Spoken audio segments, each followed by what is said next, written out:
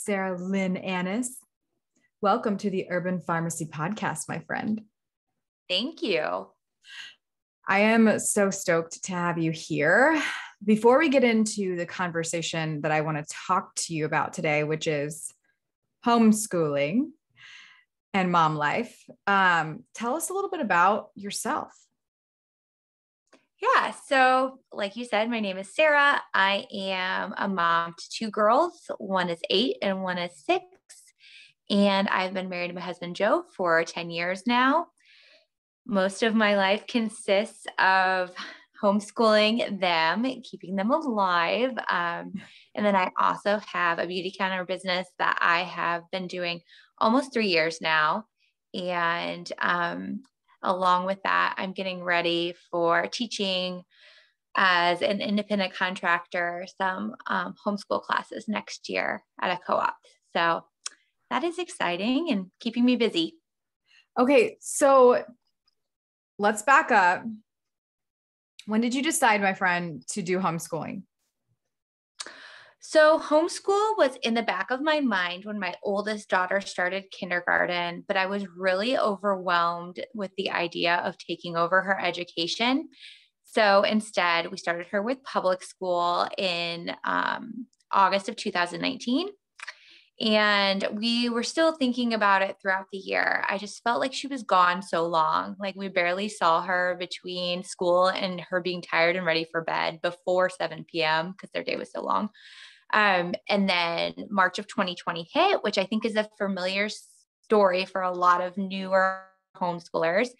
And we did the e-learning thing. Luckily for us, she was so young. It wasn't like an overwhelming situation. She wasn't online a lot, but we were like, you know what? We can do this. We're not loving what school's looking like for this next calendar year. Let's just try it. So we did. And I would be remiss to say there weren't some obstacles along the way, but we made it through the first year. My second one started kindergarten this year. And I was again, like really hesitant to teach somebody how to read. I was like, I don't know how to do that. I don't have any background in that. For some reason, I was really overwhelmed by that idea, but tried it. And we are almost done with this school year. So it's worked itself out. It's just, some bumps along the way. Okay. So I have known you for a good handful of years now, and I have been following your process and your progress in terms of homeschooling. And the reason why, Sara, I wanted to talk to you about this is because I feel like when you make a decision, you as a person, you make a decision and you do well at things in your life. Like if you're passionate about something, if you know you want to do something, you do it.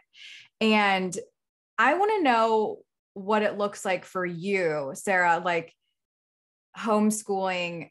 I mean, do you have like a fancy setup, or are you just kind of like, when you first started, was it just like, let's just do this, let's get some workbooks, or like, are you one of those like homeschool moms at this point where you're like, you've got like a nice, like perfect, like doesn't have to be perfect, but like a designated area, like what you see on Pinterest with homeschooling moms? Like, what does it look like for you?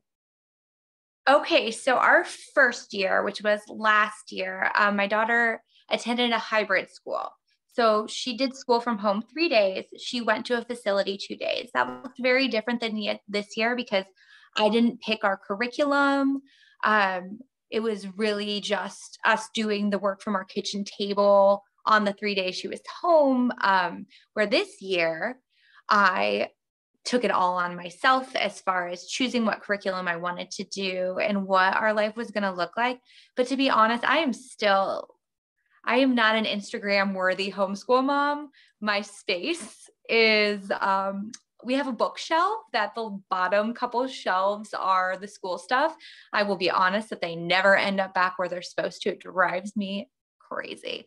And they still we don't have desks. Sometimes they do school on the couch. Sometimes they do it on the floor. Sometimes it's at the kitchen table. And initially I thought I would become more structured throughout this year. We actually moved in July. So we just didn't have a lot of time to figure that out. But now it's just, I don't need that. I don't need the specific space. I don't need traditional school stuff to be up. I like having our few things and then being able to do our school wherever we want. I like that flexibility. Yeah.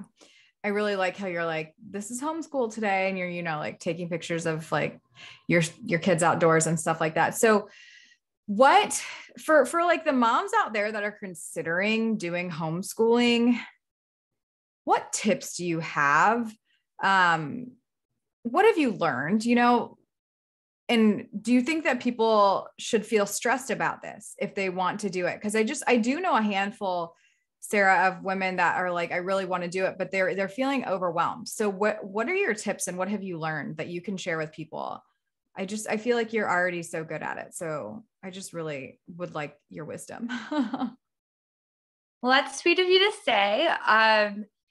I would say that I've learned, so many things through trial and error, but one of the things that I think people, maybe the myth of homeschool is that homeschool moms create their own curriculum and every day are planning out their day. And that's what it has to look like. And that you're going to do school from 8 to 3, like you would in traditional school. So many pieces that are false. I personally buy a curriculum. You can buy full curriculums where you're just waking up and picking it up and looking at it that day. There's online programs where we live specifically. There's a lot of different supplemental programs. I had mentioned I'm teaching in a co-op. There are co-ops. There are YMCA programs. There are clubs and library programs. It's just this myth that you have to do it and you need to be creating hours upon hours of lesson plans every day. That is just not the truth. Laws can vary very much by state what your homeschool life looks like. Living in Indiana, luckily for us, we live in one of the most flexible states where we just have to do 180 days of school and we get to decide what that looks like. Not every state is that lax about hours and about requirements. But for us specifically, I get to decide if school is going to the zoo. I get to decide if school is us baking in the kitchen. And I definitely want my kids to get their core curriculum of math and language, which we do, but school does not have to be what we learned in traditional school. I definitely, with my 2 girls, spend between maybe an hour and a half and 2 hours a day on book work. It depends how fast they decide to get through it. And then our day is hours. So I think that people need to really do some soul searching of what they want their kids to learn and what is important and enforces their values, not the values that they think society places on education. Because maybe your kid really cares about a specific subject and you're going to spend tons of time about that researching and learning. And I think there's more value to that in their personal growth than worrying about them being good at, again, traditionally what we were told was important, because that changes all the time. What it was important. I mean, they don't even learn cursive anymore if they don't want to. We spent hours upon hours. So you get to decide as a parent, and just because you try it doesn't mean you have to continue. Like, give yourself a chance to see what works, if it's working. And if it doesn't, you didn't fail, you tried, and maybe you find a different fit school-wise for your family. Yeah. So that brings me to 2 questions. What was it about public school that you were like, maybe just the homeschool route's better? Were there any specific things that, not, better, we're not like trying to compare, but like for you and your family, like what was it that you were like, let's take the reins, let's take control and let's do this at home? Yeah. One of the number one factors was time. Mm-hmm. Like I had mentioned previously, they spend a lot of time in school between riding the bus and getting there and getting home. I mean, my daughter was gone from 7 till 3. I'd also mentioned she was super tired, so she was going to bed a few hours later after she got home. So I definitely missed feeling like I was an integral part of who she was. maybe when people hear that, they are taken aback, but I realized her teachers spent more time with her than I did. And I didn't love how much, I guess, they were able to maybe mold who my child was becoming, where before, as a stay-at-home parent, I was her primary caregiver. I was the one giving her knowledge and opinions and reinforcing our family's values. And no longer was I the one getting the most time to do that. So that was a piece. The other piece was the flexibility for us. We missed feeling like our weekends were ours because we wanted her to have downtime. So then we felt like on the weekends we couldn't do a ton. We missed having flexibility in vacations, and where we lived had a shorter summer because we did that hybrid school schedule where you got 2 weeks at fall, Christmas, and spring. So that cuts your summer shorter. So that was like such the big piece of just time and flexibility for all of us. Mm-hmm, mm-hmm. Yeah. And Sara, that is so powerful. People just don't think about, how much our environment really does mold the type of person that we become. And if you are listening to this episode and you're like, I love my children's school. I love the people. I love the curriculum, and you love it all and you feel at peace with it, that is great. But if you don't, and you do question, things on a normal basis, it might be time to consider looking at doing something, at home with your children so that you can be a bigger part of helping to mold the type of person that they become, and, and learn what they really want to learn and excel at what they are really doing well at. So, okay. What what curriculum do you like, Sara? Because I'm doing the hybrid, I guess you would call it, where we're homeschooling 3 days a week. And then Cohen is going to a co-op 2 days a week. And I know there, like you said, there's a lot of online, there's workbooks, there's books. Like, what are you liking? And what do you think is a good place for people to start just off the bat if they do want to start homeschooling next year? I personally would say the easiest thing to probably do is choose to purchase the curriculum of some kind, because that will give you planned out lessons where your children are receiving what they need to at that grade level. It's just an easier way to start than to pick and choose, and then supplementing where you want to along the way. I used the first year of Becca, and then the second year I've used The Good and the Beautiful. They both are religious-based curriculum. So that's also something you need to consider, what your family's personal values are, if you want to include religion or you do not. But I would say that all-in-one really is very helpful to just guide you and make sure that you're hitting the milestones that you want to for your child throughout that year. Now, this year, along with using The Good and the Beautiful, I did piece together my daughter's math. I say that because my daughter in kindergarten is very advanced in math. And I found that I did not want to buy a kindergarten curriculum, but I also was worried that if I jumped to first grade that I would miss some things. So what I did instead is I looked at online standards, which it's very easy to go. It's like K through 5 and look on just what are the different subjects that are hit per grade. And then you can decide, hey, do I want to find some free worksheets for that or pay for some? I mean, there's like teachersforteachers.com where people are selling lessons and workbook pages, or there's so many things on Pinterest, except for, especially for the younger ages where you can print that off. So I did some of that. I picked up some workbooks here and there and just made sure that I hit the different topics that I wanted to. For instance, in kindergarten, you want to hit shapes. You want to be able to add and subtract at a lower level. Because she was more advanced, I was also looking at first grade. So I was looking at money. She picks up some multiplication, which is weird, but it's because she's hearing her older sister doing those things. So again, I personally think setting yourself up with tools, picking something that's already pre-created makes it easier in the beginning. And then you can kind of decide, oh, I really like this. Oh, I don't like this, and kind of go from there. I've heard a lot of people like the Matthew C curriculum for math. I have not used that, but I've heard really good things. And people will give you their suggestions on curriculum, and you can kind of go along with that. But in the end, I think in the beginning, just having that plan, and then from there, maybe growing your wings and building stuff yourself is easier once you have some confidence. Yeah. Okay. So speaking of plan, Sara, what does it look like for you in your life? Like, you're a mom, you're an entrepreneur, you do have you have an Instagram, you have a blog. Like, how do you balance all of this? Are you, I know you're like a homemaker. I know you like to make a lot of homemade food. So, and a lot of people looking from the outside in, like, they're probably like, how is she doing all of this? Right. And you said, like, the girls are at right now about 1.5 hours to 2 hours of book work a day.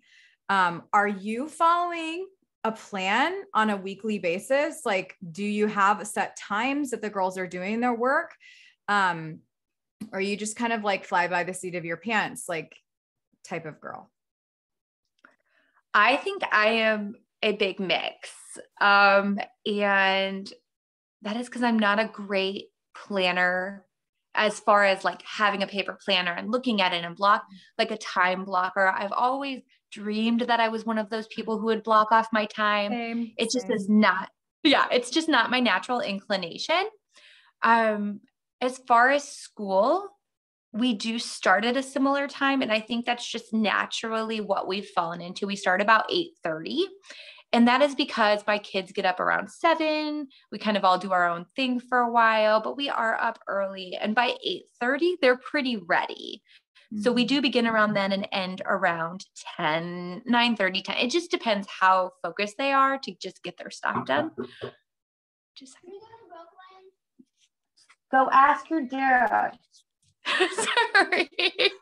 We're going to leave this on the episode because this is mom life, guys. Right. Totally. Could I ever do something alone?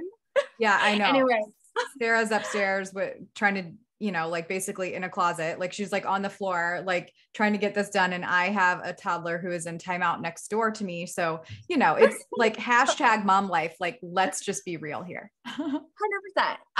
So anyway, we do have a natural flow, and it also varies by our activities. So for instance, like, my girls are in Girl Scouts. My girls also attend, as I had mentioned, we attend a few co-ops. So some days, like, we need to be gone by 8:30. Those days I count co-op as a school day as it is. So we don't do book work here, but on Monday, Tuesday, and Friday, we do. And it varies that way. So that does keep us on a schedule to a certain extent. And as far as my activities, just my personal activities, there has been things that have fallen to the wayside. And I'll be totally honest about that. My blog, for instance, as soon as I started homeschooling, that was something that hit the back burner. And part of that was that I just didn't miss it enough to make the time. Now, maybe I will hit a time in my life again where I crave that creative outlet and prioritize that. But I hit the point where I just wasn't in it enough to make that time at 5:00 in the morning, which was the time. That was when I used to do it. So that was a really powerful way to say that, Sara, because I just want to give you a props and a bravo. And like, for anybody listening to this, Sara just said that so beautifully. Did you guys hear how she said she doesn't have enough time? Like, she said she didn't miss it enough to make the time,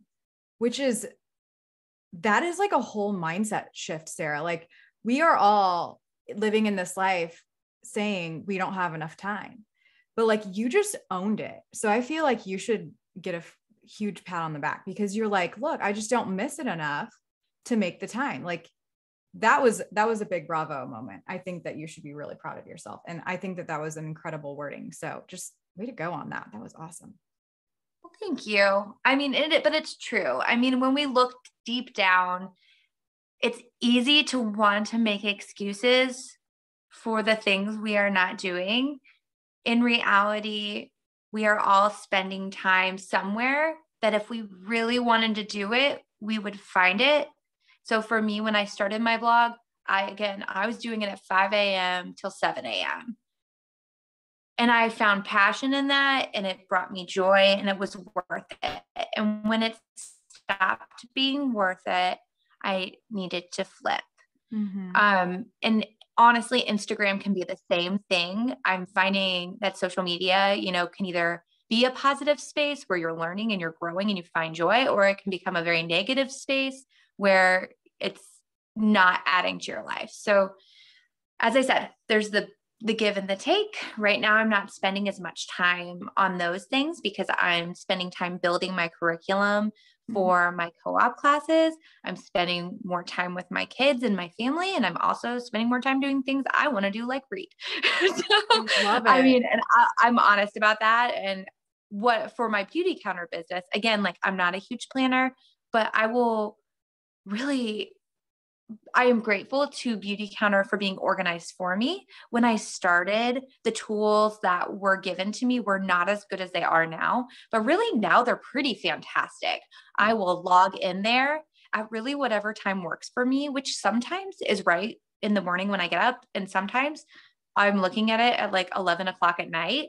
But just looking at what's coming, looking at what is going on with my clients and my team. And I am grateful that I can do that wherever I need to. So some people are more organized about that and have a certain time of day they do it, which bravo to them. For me, the scattered personality I have is, I need to do this today. I haven't done it yet,